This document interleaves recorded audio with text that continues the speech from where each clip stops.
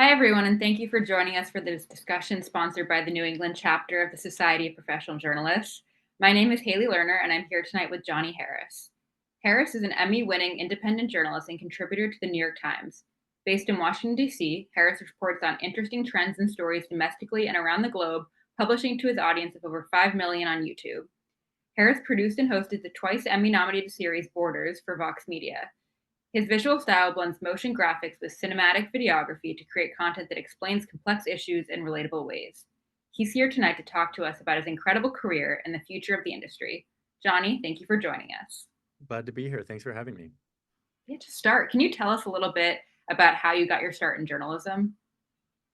Yeah, it was kind of accidental for me. I didn't really even think about journalism or really understand journalism until I was kind of in my mid 20s. I was always interested in filmmaking and storytelling uh, with a camera. That was just something that I had always done as a kid, and it wasn't until I went to film school that I realized that I didn't want to do that, and that was kind of a big moment for me, was realizing that a lot of the industry, at least the formal study in that industry, it was really not what I wanted to do, which was sort of have my hands on making stuff.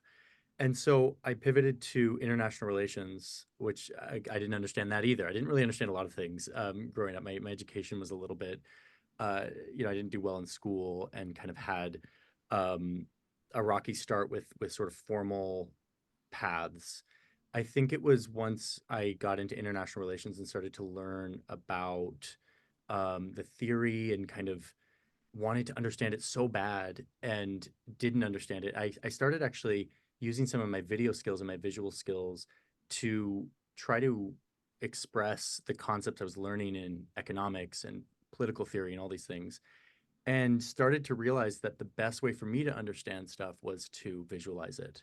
And little did I know when I was in college making, supply and demand graphs in Adobe Illustrator that someday I would find an audience that would also want to learn in that same way. So it wasn't until I got out here to DC, um, again, not really thinking video or journalism was a thing back then, wanting to go into the foreign service and thinking I was going to be a diplomat, that I realized that the people going into the foreign service or the people getting jobs here in DC all had kind of formal credentials that I just didn't have. And so I had to really start to once again pivot to my video skills as a differentiator. And that correlated really nicely with the time that Vox was born. And Vox is a big part of the story for me because Vox was journalism, but it was in this other way. It was explaining things, it was visual, it was beautiful, and it resonated with a lot of my sensibilities. And so I had to get a job there. I sort of elbowed my way in the door after like getting denied a job a few times. Not literally elbowed my way in, but um, I kind of like kept applying and kept making videos to kind of appeal to them. And eventually I got a job there, and that was suddenly I was like, oh, I guess I'm doing journalism now. But to me, what it was a very natural, intuitive process of visualizing information that I was curious about and finding an audience now that also wanted to see information in that way. So kind of a circuitous route, but ended up here and I'm happy that I am. Yes, you got your start at Vox. You're nearly 5 years there. What did you learn while your time there, and what are some of your favorite stories that you covered? First and foremost, I learned the explanatory voice. I think that Vox was trying to fill a gap in the news, which was that there's a lot of reporting that is rigorous and investigative and objective and all these things that journalism should be, but it often missed the kind of foundational context that helps people understand why is there uh, a war in Syria, what's actually happening there, what's the context and the history. So I think that was my number one thing, is learning that explanatory voice that really resonated with me, and I was sort of learning from the best. Yeah, Ezra Klein, Max Fisher, who ran the foreign desk, Joss Fong, who was my video editor, or she like edited my scripts.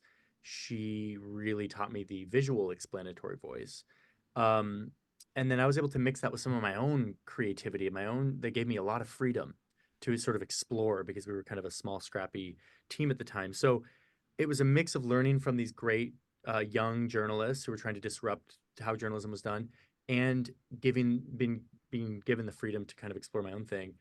And I learned that journalism can be a lot of things. If as long as I'm earnestly searching for facts and presenting them fairly, I'm doing journalism, and that started to take a very different form for me when I was out there on the road, actually kind of blending the vlog style, which was like a thing happening with influencers, with the journalism I was learning at Vox.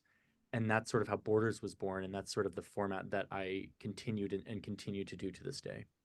Yeah, can you talk a little bit more about, that growth of vloggers and YouTube and kind of how it shaped the journalism that you were making and kind of what it's led to today for you as well?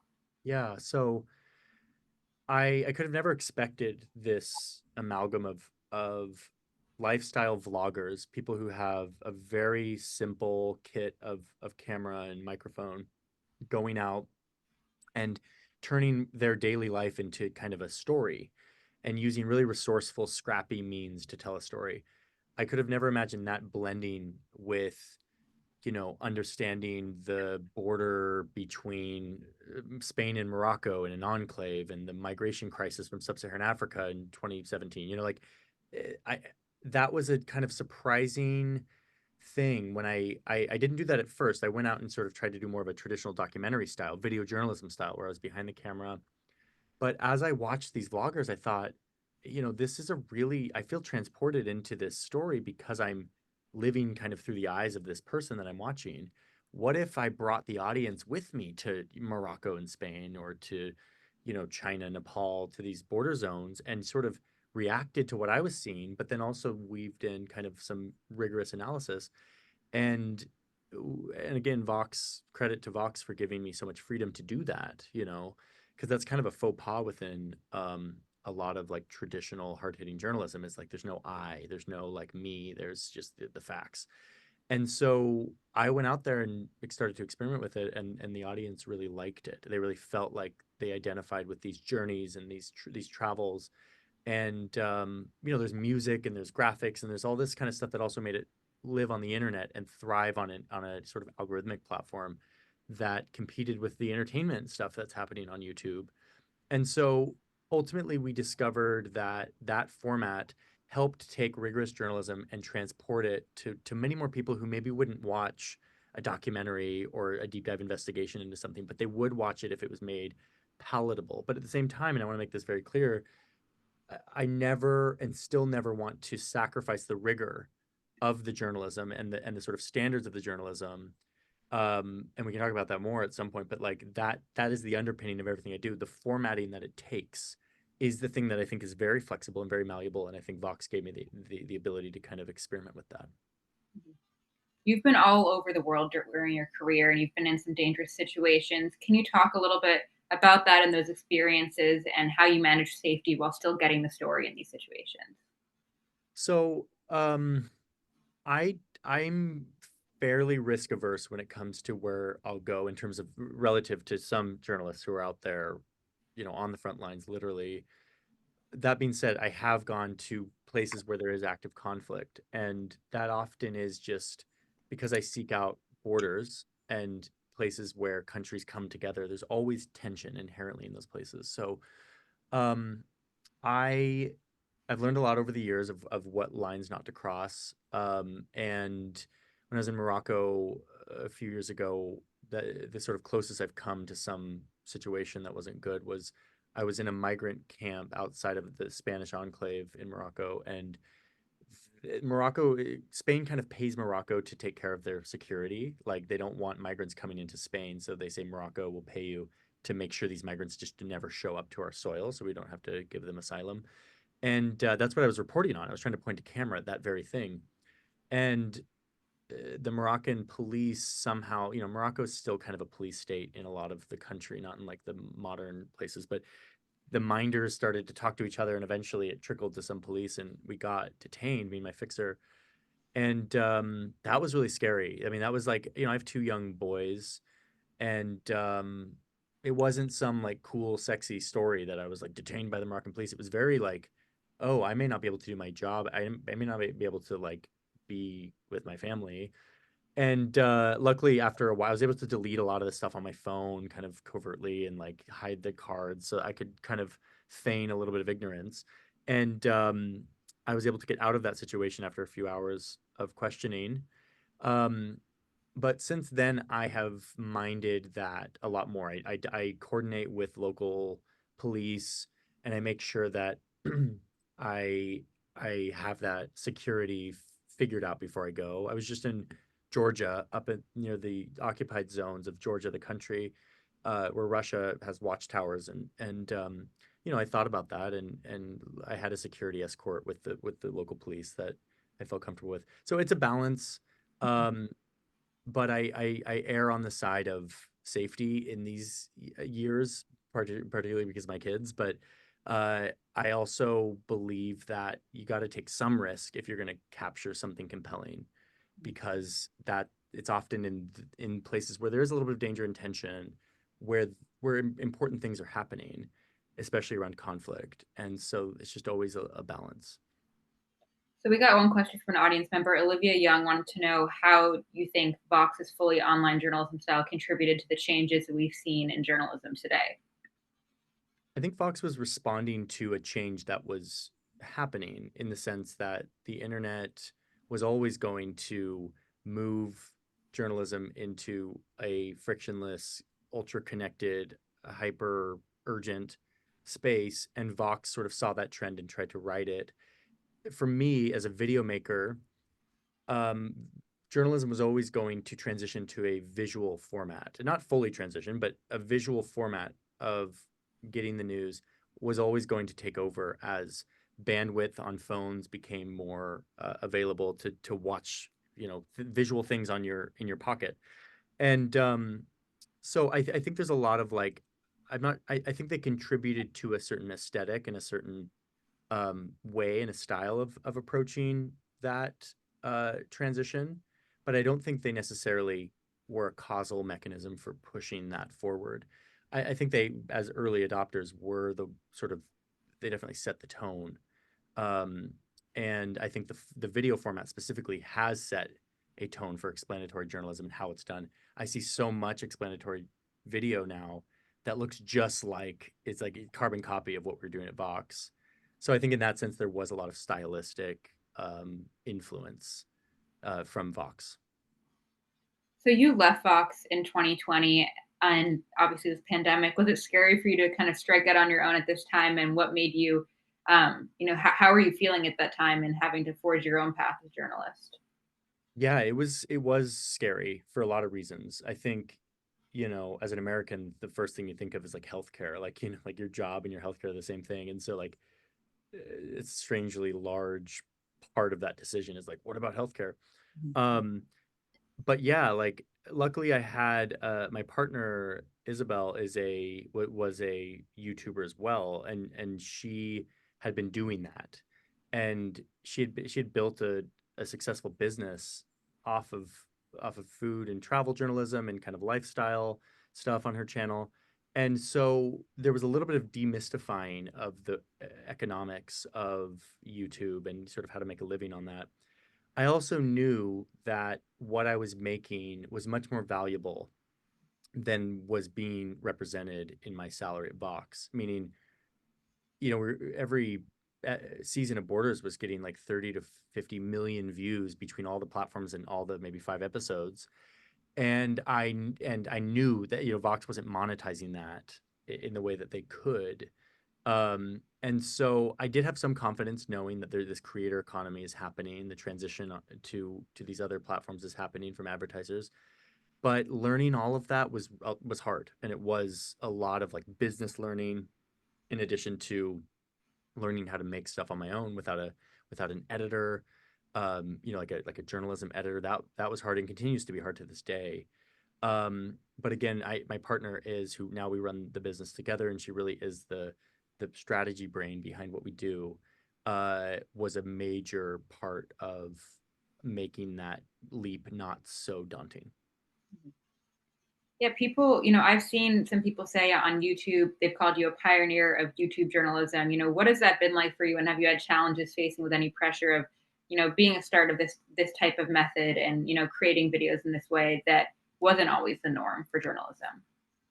Yes, there are all kinds of trailblazer challenges that kind of we run into, mostly around well, there's the ethics of like sponsorships. That's a big one. We're often hit with opportunities and sponsorships, and we think, is this ethical? You know, I didn't go to J school. I don't have a traditional journalism background, and so I have to kind of I've developed my own kind of North Star and ethical compass around, is my reporting being influenced?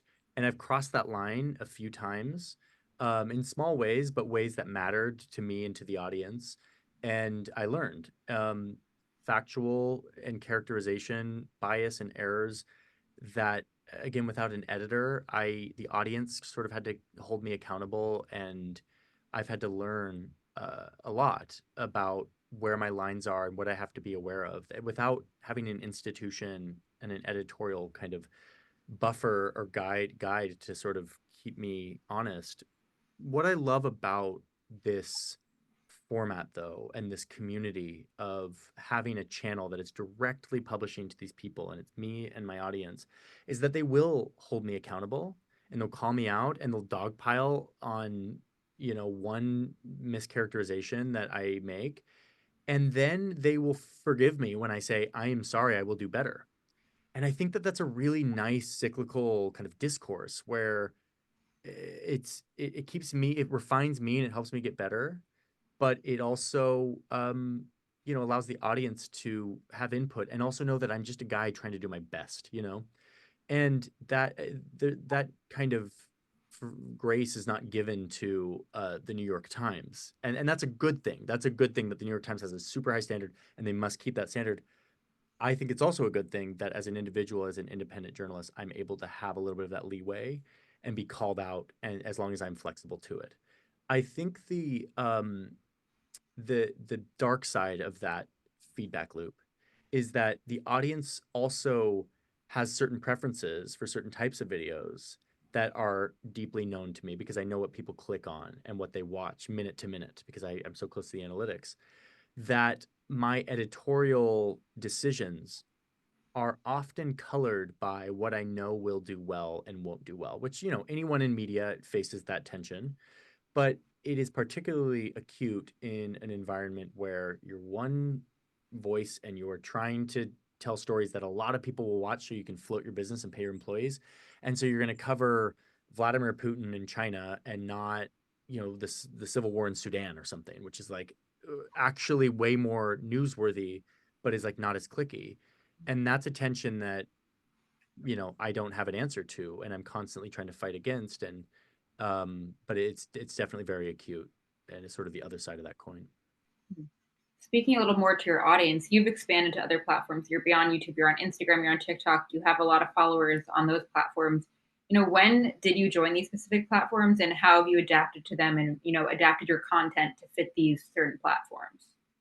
So the reality is YouTube is my main platform, and it will continue to be because it is the place that has more of the community element, and it is the place where long form video is, immersive, and people will watch it on their living room television. It is the fastest growing and is the number one watched platform on people's televisions, more than Netflix. Like YouTube is taking over in that sense. Instagram and TikTok and Twitter, are different platforms with different media optimization formats. Like they're, especially these days, it's more of this sort of grab bag of just like, what is the algorithm going to feed me when I swipe up next? And YouTube has that feature with shorts, but I find with TikTok, developing a community and bringing people in to immerse themselves in a 30-minute documentary about, the Inuit in Greenland or the conflict in Cyprus, I can't do that in the same way. So I'm on those platforms because it's smart to be on those platforms.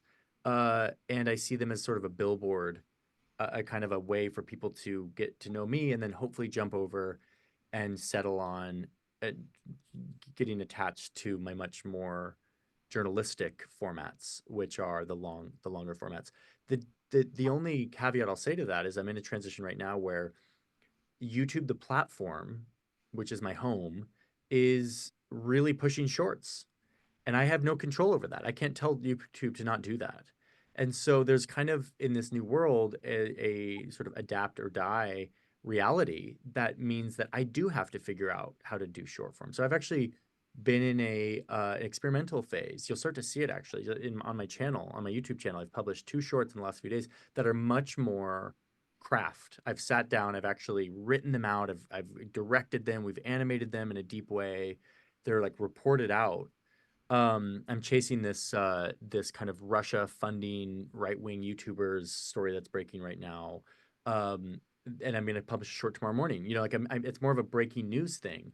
So now suddenly I'm thinking, okay, what's short form? Maybe it's my breaking news format, whereas all my other stuff is like my news magazine 60 minutes thing. So it's so in 5 years or in 2 years, it might look totally different, and that's a bit of a roller coaster. But one of the things that I want to retain in our business is the ability, and I think everyone has to, I think it's a major lesson for journalists and journalistic institutions. You have to be ready to pivot into these new formats, or you're just going to be left behind because the ecosystem is developing very quickly. And I think that's an exciting challenge, even if it's kind of annoying because I have my format, I want to stick to it, but I also don't want to be a dinosaur in 5 years when the format has moved on. Yeah, you're just what you're saying was about how this could be my breaking news format. Since you're not a traditional news outlet, you don't have departments and editors. But how do you brand yourself in a way that these are the things you're known for? You talk about how these short form videos can be your breaking news content in that way. Do you have a way of really making sure your brand is identifiable and that people know it's you and they know what content to expect from you in that way? So here's the weird thing about me, and I don't recommend this to anyone. And in fact, our company is starting other channels that do the opposite of what I'm about to say, which is I don't mind or I don't think a lot about how to box myself into an identifiable brand that can be described in one sentence. Um, that's the smarter thing to do. That's the thing that people will be like, oh yeah, the guy who does this, you know? I'm not that. I'm the guy who one week is telling a story about Mormon history, and then the next week telling you about Doritos, and then the next week talking about the geopolitics of the Indo-Pacific. Because my channel started out as a kind of physical expression or digital expression of my curiosity. And that's where I found my voice. That's what the audience sort of fell in love with, is like that style. And when I've tried to box myself in, I am not nearly as prolific and I'm not nearly as happy. So I have kind of settled into that trade-off, knowing that like maybe I'm not going to I'm not going to be able to grow as much, or maybe I'll miss out on opportunities. But I love it, and and I can support my employees and my business with my curiosity, and like that's a cool thing. Um, if I did want people to be attached to what I'm known for, it would be kind of the format, the stylistic approach. Doesn't matter the topic. It's kind of like, Michael Pollan or something. Like Michael Pollan could write a book about anything and I would read it because I like the way Michael Pollan approaches stories. That's kind of how I feel I want to be towards a variety of different topics. I think my wheelhouse is geopolitics. I have a master's degree in conflict resolution and peace studies. Like I think a lot about IR. And so that'll always be my thing, but I never want to be boxed in where I can't do a weird story about, whatever it is, why I'm so tired. We have a video going out about the science of fatigue and why we're so tired. And that's just like a question I have. And I wanted to make that my job for a week. So that's fun, but it's not optimal in terms of building a brand. Mhm.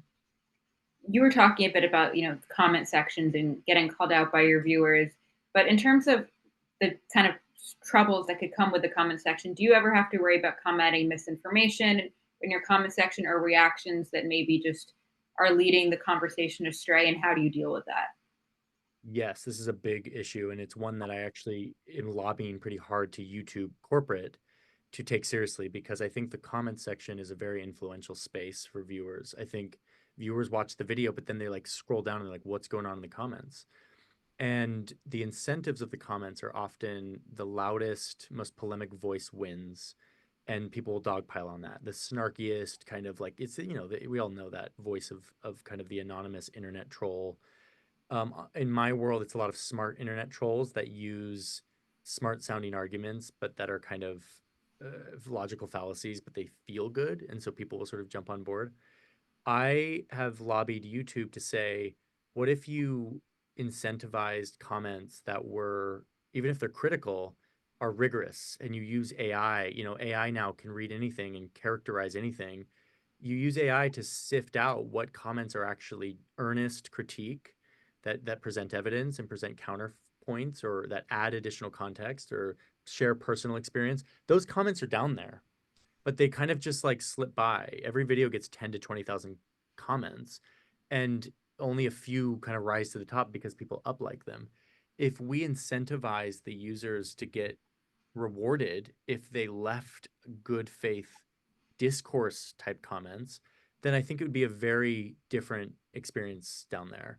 Um, as it stands now, every once in a while that does happen, and there is some good faith voices, but the incentives are just not.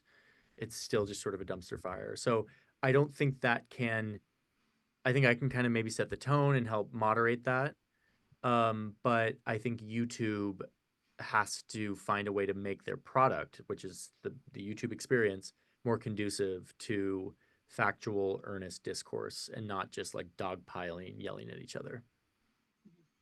So you've made videos on a lot of different topics, from the deep state, the truth about UFOs, McDonald's ice cream machines, why they're always broken. How do you choose the subjects that you cover? You mentioned a bit before that it's what you had a question and you answered it. Is that kind of how it goes? How did the decision making process behind what videos you make go? So every, I guess the short answer is if I'm curious about it and I think the world is curious about it too, I'll make it. Um, the three videos you just mentioned are actually very specific cases um, where I take on a deep curiosity about a conspiracy theory. I believe there's a lot to learn about why people believe that we didn't land on the moon and why they think the world is flat and why they think there's this deep state that's pulling all the strings. And often within that there's a discourse of real truth that needs to be understood. And so I try to earnestly look at these conspiracy theories and not just like laugh at them and say like, wow, the dumb people who believe in this, which is like to me one of the problems with most kind of media is it'll just sort of point and laugh at people who believe in that and sort of pat them on the head and be like, you don't understand. I try to give it an earnest look and then guide people through how it came to be and why and what are the incentives of some of these conspiracy theories. Why do they feel good? And then how do we know that they're not real? Or in the case of like the deep state, where is it real? In the 60s and 70s in America, the CIA was a deep state. It was a parallel government that had total autonomy to do crazy stuff without a democratic kind of check and balance. So I try to validate the fact that we should look at these things without indulging them, and that's a fine line. Generally, though, I would say the stories I choose come from a place of deep curiosity. Am I interested in this? Can I get excited about it?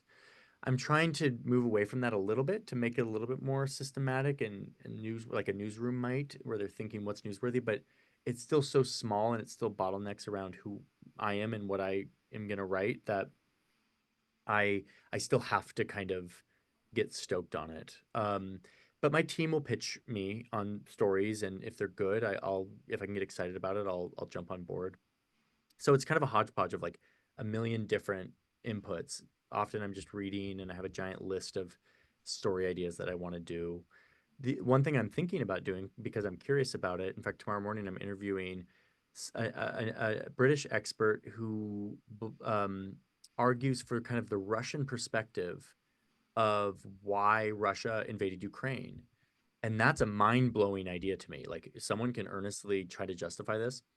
And I'm thinking about doing this sort of devil's advocate of like how China sees the South China Sea, how Russia sees, and I think even if we don't agree with it, I won't agree with this guy, but listening to his narrative, I think, and then giving it facts and making sure everything's factual, is actually would be really fruitful. So I'm sort of experimenting with that as a device for sort of shaking up our biases. So the answer is it comes from everywhere, and it's just whatever I'm curious about, I guess. Hmm. How long is the process behind making one of your videos? What goes into the whole filming and editing and research process? So in the old days, when I was doing it all on my own, I would kind of spend 5 to 6 weeks, 3 of those weeks reporting and then kind of filming or whatever, maybe out in the field, and then 3 weeks editing, animating. And I could just it was all self-contained. They were simpler videos. I could just do it all on my own. These days we have 15, 16 employees, and so it goes through a much longer arc. We're working on maybe 9 to 10 videos at all times. The pre-production is usually 3 or 4 weeks, and that happens me just touching little parts of it, and then it comes to me, and then I have 3 or 4 full days, 8:30 to 4 p.m. on those days where I do nothing else but wrestle with that script and take the reporting from the reporter and like turn it into the story, because my craft is reporting, but I'm not the best reporter. I A lot of people can report. I'm a storyteller, so I take that and I say, like, how do we turn this into a visual story that takes these facts and really makes them stick into someone's consciousness? And um and then I film it, and then it's probably a 6 week process on the other side. When we have kind of a breaking news like this Trump Egypt Washington Post investigation that came out a couple weeks ago, we want to kind of visualize that, and we're doing that on an expedited schedule. It's probably going to be 2.5 to 3 weeks total from start to finish, but that's one that I kind of wrote on a flight, 7 hours, and just sort of the reporting was already done by the Washington Post, and I just sort of am doing a piece about that. So every video is different, but it is probably 4 months start to finish these days, with the ability to go quicker, and that's just because of the bulk scale of videos we're doing, and they all kind of bottleneck around me having to write. So Yeah. We received one question from an audience member who said, "You make complex subjects understandable and fun for your audience. What story or subject was the most difficult to tell or explain?" man, there's a video that we never published um, because of this. There's two actually. One was true crime. Uh, the thing was like, why do people love true crime? And that proved to be such a hard question to answer, because there were so many layers of, like, why do women like true crime more than men, was like a whole other branch. But then, like, why are we fascinated by tragedy? So I never really settled into a satisfying explanation, and we sort of had to kill the video. The other one was homelessness. Homelessness, I've wanted to get it. Homelessness, and even saying it now, it feels like I can't even say homelessness as one thing, because I think it's like 100 different things that we categorize into one thing, which is like someone lives not in a home. But what I learned is, like, oh, this is 100 different structural failures that kind of come that each express themselves in very unique ways, to where I couldn't find a sort of satisfying explanation, some like grand theory that explained it all. And that was and I still actually want to do that. We reported it out quite a bit, but I need to find more of a narrow angle. So yeah, those are two strangely difficult ones for me to find a satisfying way to explore. Another audience member, Claire, asked if there was a story that generated the most intense reader reaction or viewer reaction. Are there any like those that really just had a lot from viewers, whether it be positive or negative response? So the video I did on why McDonald's ice cream machines are always broken was like I think it's my most viewed video, which could have never expected. It's these videos that, like, everyone's heard about the thing but no one understands it, that just create this explosive thing. And I think that one was kind of a meme, and I took it on earnestly and journalistically, and I think that's why people liked it, is because it was always sort of seen as this silly conspiracy, but it ended up being like this pretty juicy story. um I would say obviously anything Israel Palestine elicits a just explosive, emotional, kind of intense response for good reason. Um, yeah, I would say I would say I did a video. I grew up Mormon, and I did a video about why I left the Mormon church. And I kind of thought, I'm doing this for me. It's my way of processing, and like, it was a good step for me. But it had this huge response, both in views, but also in like the sentiment of the comments.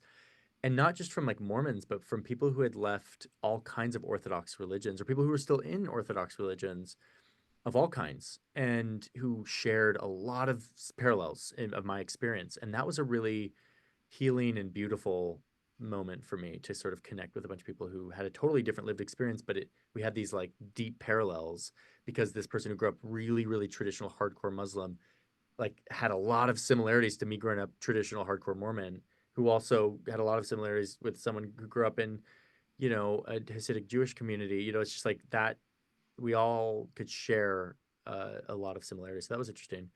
Yeah, I would say those are maybe a few that just really brought the audience out in a new way. Yeah, I was going to ask you a little bit about some of those videos you made about the Mormon Church. How was it for you doing something that is so personal to you and covering a topic that is personal? How do you approach covering it? And, how do you kind of border that line of objectivity, but also, sharing your own experience? And how was it creating work based off that? Yeah. That was a really hard one for me to, if you look at my fact check on the Mormons one, like usually I have like one or two citations for each of my assertions. Like in the script, I'll leave a comment next to each assertion that has my sources.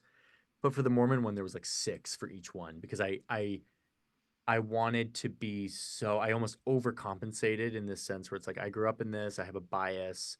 I have a bias to disparage it, but I also have a bias to kind of underplay it. And so I don't actually have a good compass on this. So I went really hard on just triple fact checking everything with good sources. Um, but also, and this is the freedom I have doing this kind of journalism as an independent personal voice is I also felt okay having some personal commentary in there because I think with the facts there, like as a Mormon myself, I actually was an authority on what it's like to grow up in this culture. And so I gave a little bit of leeway to moments of the piece where I could lean into that. It was from a personal experience, it was healing and cathartic for me to be able to rehash this history that I'd heard a million times through a very kind of sugar-coated lens. To be able to do it with my craft as a journalist was a really beautiful experience for me. Also emotional, and publishing those videos is hurtful to people who I love, and that is hard to choose to do that.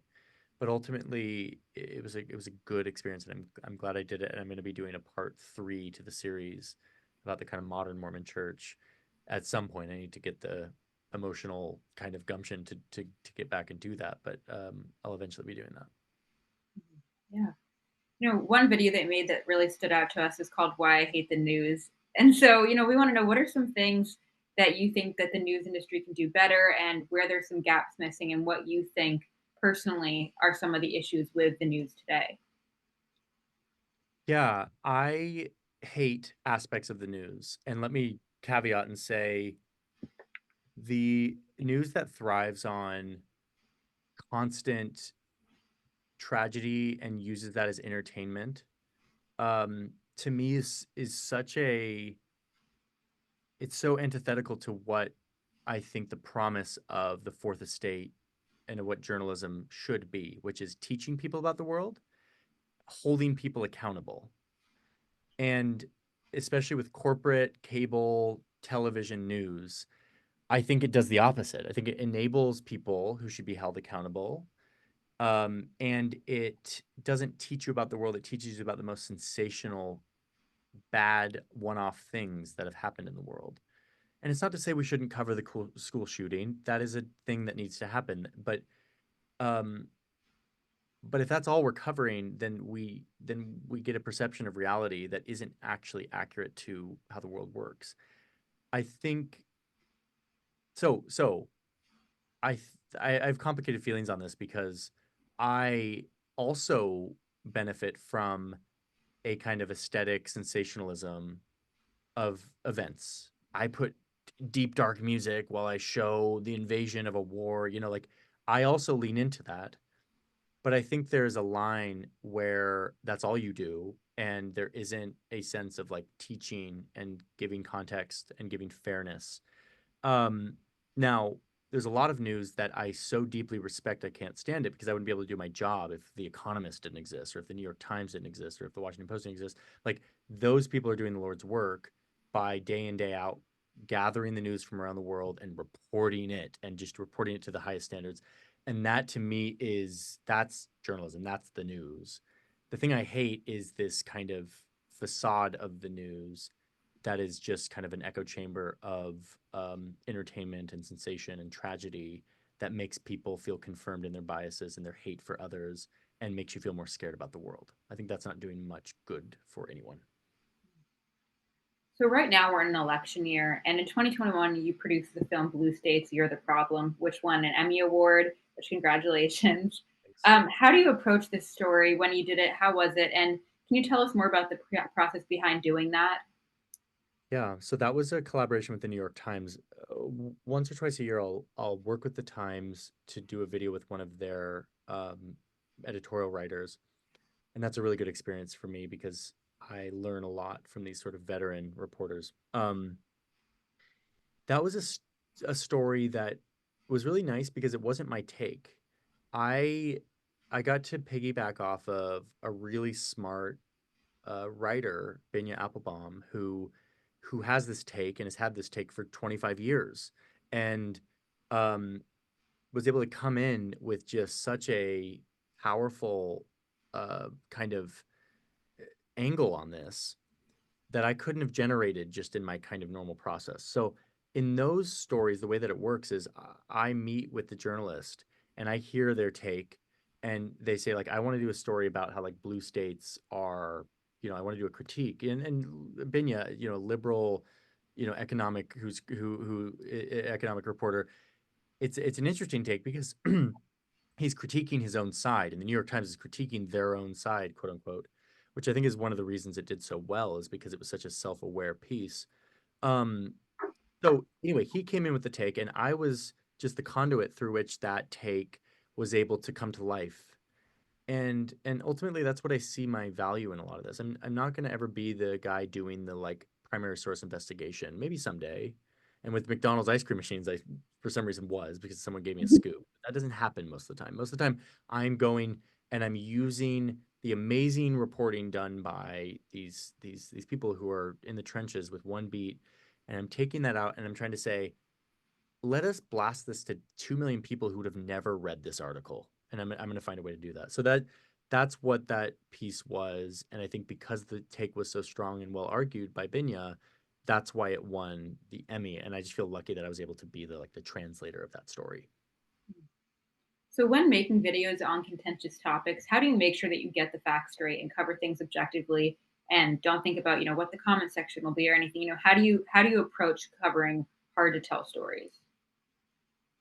So Ezra Klein, who was my boss, who's the founder of Vox and someone I really respect, he had a really strong principle called you can come down on a side of an argument in your piece and you can argue it and you can present your thoughts on it and critique the other side, but only if you demonstrate a generosity toward the best argument on the other side. And he even said it not because out of the goodness of your heart, but your audience will sniff out immediately when you are just biased, and you will collect the echo chamber people who want to just hear their views confirmed, but you won't actually reach people that you want to reach. And I think about that a lot. I'm doing a biography on Kamala Harris and one on Donald Trump that's going to publish a couple weeks before the election. And that's been really hard for me because I have such deep personal feelings about um about how I can't even compare these two in terms of their character and their past because one is like yeah, I mean you get what I'm going at here, but like I was writing Trump all this week and I'm like I was sitting here thinking how double standard this is, that like I'm giving Kamala a hard time for being maybe a little tough on crime when she said she was a progressive prosecutor. And with Trump, he's like getting away with murder. And I'm like, but in the middle of writing, I'm thinking, but who am I appealing to? Do I just want people who hate Trump to watch my piece and rah, rah, rah? Or do I want to try to get into the mind of somebody who loves Trump and actually myself try to empathize with what that would feel like, and then try to write a piece that guides us through the information with a generous interpretation of his life, which is not an easy thing for me to do personally. But as a storyteller, I pushed myself to do that. Now, of course, in that piece, my critiques are going to come out, but I've dialed back a little bit in the name of bringing people in to the fold that would just easily not watch. I don't want to have an echo chamber. I want to be able to bring people in and make them trust that even if they don't agree with me, they know I'm playing in good faith. And I think that our media ecosystem needs that. And I think that it's hard to do, but I think it's really important. And people may disagree with me on this, and that's fine in the sense that we're all going to land in different places. But I really believe that like that is the smartest way to engage people that otherwise would just deflect off of your content and go into their own echo chamber. So we got one question from an audience member, and just a reminder to anyone, if you have any last questions, feel free to send them now. But Bruce wanted to know that he said, your curiosity is the source of your journalism. Do you believe curiosity can be taught? I don't know. I'm raising two boys that are 8 and 11 years old, and I sure hope I'm teaching them curiosity. But I don't actually know. I think curiosity and enthusiasm can be contagious in the sense that I know that when I'm around somebody who is enthusiastic about something that I'm not naturally enthusiastic about, that I can kind of catch the bug a little bit and be like, oh, I've never seen it that way.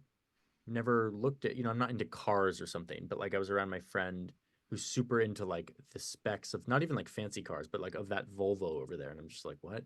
But then he started talking about it and he started to get excited about it and like tell me about why this model is different than that. And I felt myself being like, suddenly, oh, I'm actually, because you're enthusiastic about this, I now can see it and feel it. So I think that enthusiasm and curiosity can be felt and can kind of be contracted and be contagious. But I don't know if it can be taught. I think that's a philosophical question that I don't really have an answer to. Maybe I will when my kids are, 25 years old, and I'll let you guys know if I taught them curiosity or not, or I'll never know. Yeah, as we're wrapping up, do you have any personal favorite videos that you've made?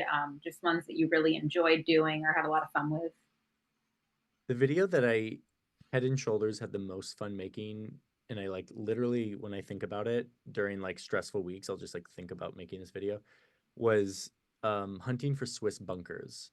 I love Switzerland just for 100 reasons, but I got to go there and spend 5 days just looking for these old abandoned bunkers, which really meant hiking in the Swiss mountains and then finding these like hidden tunnels while telling an interesting story about Swiss neutrality and their propensity to dig holes to bunker themselves instead of fight. And I met a lot of interesting people and I got to talk to an expert who's obsessed with maps and I just loved it. And then the video itself I just love. I loved making it. I loved all of it. So that's easily my favorite video of all time. Not because it was the most journalistically impactful, but because it was just so damn fun. Are there any stories that you haven't been able to cover yet that you're hoping to get to in the future? China, like in China, I so deeply want to understand China because I know that we're moving into a time when all the information we receive is going to be in a silo of conflict, which means it's going to be inherently colored. No matter what political spectrum it's on within our domestic setting, it'll be colored with an anti-China, China's bad lens. And I'm desperately wondering how I escape that to understand how Chinese people are thinking about us and about what our military is doing in their neighborhood, and I don't really know how to get at it because I am surrounded in a giant vacuum of geopolitical conflict that's heating up, and I don't know if I can go to China as an American journalist who's sort of poking around because of that. Like, so that's one I think about a lot is how do I humanize and understand the Chinese perspective because it's going to be in short supply here pretty soon. Another question we got. You made a video about crypto and the merge a while back, and they want to know, did you really eat Doritos with chopsticks? I do. I do. Yeah. I mean, it makes so much sense. It's like Doritos are messy. I'm typing all day. I don't want to have Dorito cheese on my keyboard. Chopsticks are a mechanism through which I can solve that. So I absolutely eat Doritos with chopsticks. I have a friend who does that with like Takis, hot chips. Yeah, it makes sense. It totally makes sense. Yeah. What piece of advice, or just any words of wisdom would you have for young journalists who want to follow in your footsteps, do something similar to what you're doing? So it's hard. I always have a hard time with advice because I only have one data point. It's sort of this weird story that that I have stumbled into. That being said, there were some things along the way that really set me up to do what I'm doing. And first and foremost, it's fluency in visual technical skills. Um, I'm really glad that I tinkered around with animation and Photoshop and Illustrator and just all these visual skills that like allowed me to express myself in a format other than words. Um, and so I think we're still at a time where you can differentiate yourself if you learn visual skills, even if they're rudimentary, and maybe not even visual skills, but technical skills, whether it's data analysis. The data is a huge part of our world, and it will only become more if you can learn to interpret and speak the language of data to tell stories. You're going to have more tools in your toolkit than just the traditional journalistic craft, which is an important craft. Ask questions, find facts, distill evidence, and then communicate that to an audience with words. That exists. That's super important. But now we have these other ways of asking questions and then showing that information. And that's what visual storytelling or data storytelling is. So I would say do the work of learning those languages. And by languages, I mean like those technical skills. Um, I would also say, and I have to say this when I'm talking to kind of journalism school students, and this is controversial. The people who are telling you what journalism is are people um who who lived in a very different time than we live now as someone who's trying to do journalism on the front lines. The incentives, the craft, the expectation of the audience, it's all different. And so don't let anyone, including yourself, box you into what journalism must be other than the core tenets, which to me, and yours might be different, but you are earnestly looking for facts, you are proving those facts, and you are fairly communicating them to a large audience in a way that's digestible to a lot of people. That's journalism. Everything else can be whatever you want it to be. And I really believe that, obviously, because I'm doing it in this kind of weird way. But I'm doing it in a weird way, and it's resonating with people because people are skeptical of the institutional habits that we have of the old ways we do journalism. And that's scary. And there's a lot of downside to that. But I think as young journalists should be open and flexible to the fact that their journalism will take different forms, and that's okay. That's okay. It's not a bad thing, and you're not compromising yourself. You can do really good, rigorous journalism in a format that looks like fun entertainment. As long as it's journalism, then you're doing it. There's no one's can gatekeep that for you. Yeah, So you yeah. just yeah, you just talked about, growing skills. Are there things that you yourself are still working on and, making sure that you always are up to date on whether it be the latest trends in journalism or storytelling methods? Are you yourself, in that constant process of learning? I am. both in my understanding of international relations and just kind of always learning about concepts and the histories of different things. So that I think that's a big thing is like as a journalist you should be able to get interested in any topic and then have a habit of reading the Wikipedia and like getting to know why. Well, sanctions. What are sanctions? And what is this? What's the Iran-Iraq war? That's a weird war. I'm going to quickly read up on that. Um, so I think that is a lifelong habit for me. It's just constant, never being okay, not really understanding something. But in terms of like technical skills, I'm learning AI, generative AI. I'm learning that very earnestly in the sense that I want to understand how it works and where its weaknesses are. Um, and that's also with images as well. I'm learning how to harness it to create images that I can use in my stories. But then I'm also using it to synthesize information, to upload an FBI indictment and have it fish out sources for me in a way that I could have never done before. You know, when I was on that 6 hour flight writing a story about Trump in Egypt in that Washington Post article, that Washington Post article was pretty dense, which is one of the reasons I wanted to write the story or make the story. And I uploaded that to ChatGPT and I said, "Hey, this is complicated." I literally said like verbatim, like, "Hey, this is a really complicated piece for me. I'm having a hard time understanding it. Can you help me package out the different themes in this piece and the underlying evidence for each one?" And it did that. Okay. Can you construct a timeline? Because the piece was told with all these overlapping timelines and it was bouncing back and forth. Can you construct a timeline of all the major events told in this story? Boom. I was able to cut this piece in 100 different ways and then ask it, hey, it talks about this one fact. Can you find another source that corroborates that this actually happened? Boom. And I was able to, on a flight with a crummy internet connection, leverage artificial intelligence to enhance my ability to do my journalism job. It wasn't asking it to write it for me. No, I don't think that's going to be the future of journalism and AI.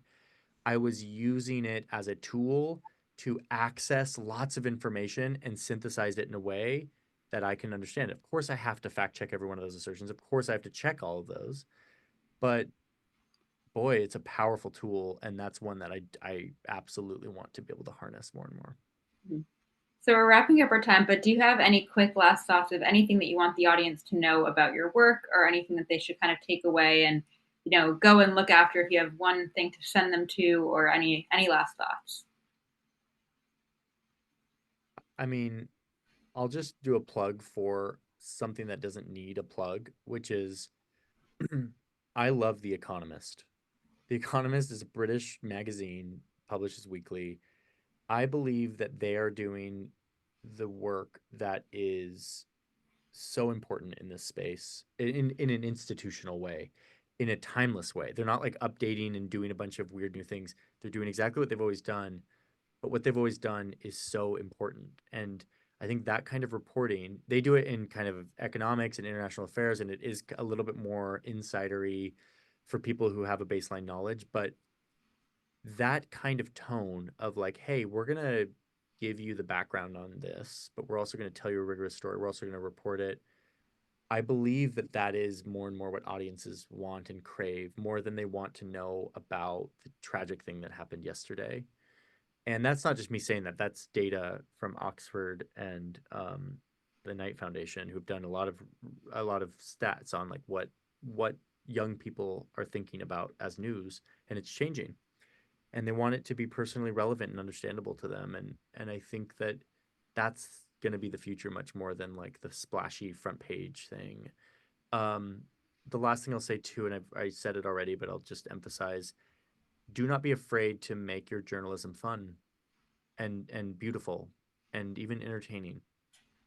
You can do that without becoming Fox News, and you can do it responsibly. And if you do, you will be able to access audiences that would otherwise never engage with that kind of content. And I think that that's really important in a world where we are polarized and content is leading us astray left and right. We need voices that can reach into those entertainment spaces with rigorous journalism and show the way of how to be critical thinkers and to do it in a beautiful, engaging way. So that is a big theme for me. But yeah, I think that's all I've got. Yeah, absolutely. Well, we're at the end of our time, but thank you so much, Johnny, for joining us. This was a great conversation. It was great to have you. And thank you so much, everyone, for listening. Thank you, everyone. It was great to be here. Great questions, and good luck to everyone. Bye. Thank you. Have a good one. See you later. Bye bye.